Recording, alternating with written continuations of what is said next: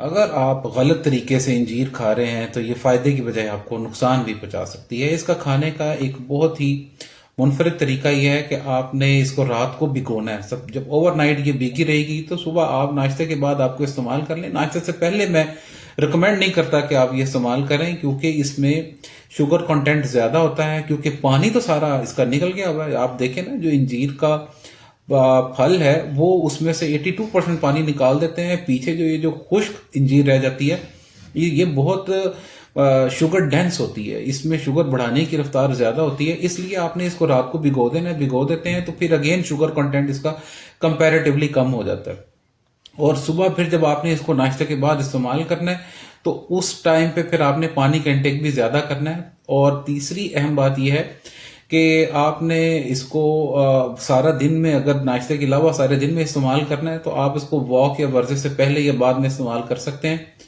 کوشش کریں اس کو فزیکل ایکٹیویٹی کے ساتھ آپ جب آپ کھانا چاہیں تو یہ زیادہ بہتر اور فائدہ مند ہوگی، کیونکہ اس سے پھر یہ شوگر بھی نہیں بڑھائے گی اور اس کے فائدے بھی آپ کو ملتے رہیں گے۔ اور تیسری سب سے اہم بات یہ ہے کہ اس سے جڑے ہوئے جو 2-3 ایسے فائدے ہیں جو کہ اور آپ کو کسی بھی پھل میں نہیں ملیں گے، کیونکہ اس کے اندر اتنے زبردست اینٹی آکسیڈنٹ ہیں جو کہ سارے دن میں ہماری ٹوٹ پھوٹ ہوتی رہتی ہے، سوزش ہوتی رہتی ہے، اس کا بہترین زبردست سدباب کرتی ہے۔ ریپیئرنگ کی صورت میں اینٹی آکسیڈنٹ پراپرٹیز بہت زبردست ہوتی ہیں۔ اتنی زبردست قبض کشا ہے، یہ فائبر کنٹینٹ اتنا نیچرل اور زبردست ہے، بہترین قبض کشا ہے۔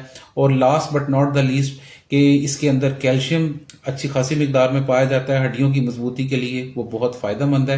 اور سب سے لاسٹ ایک نیو ریسرچ آ رہی ہے کہ یہ ٹرائیگلیسرائڈ جو کہ کولیسٹرول خون کی نالیاں تنگ کرتا ہے، اس کو بھی کسی حد تک کم کرتی ہے۔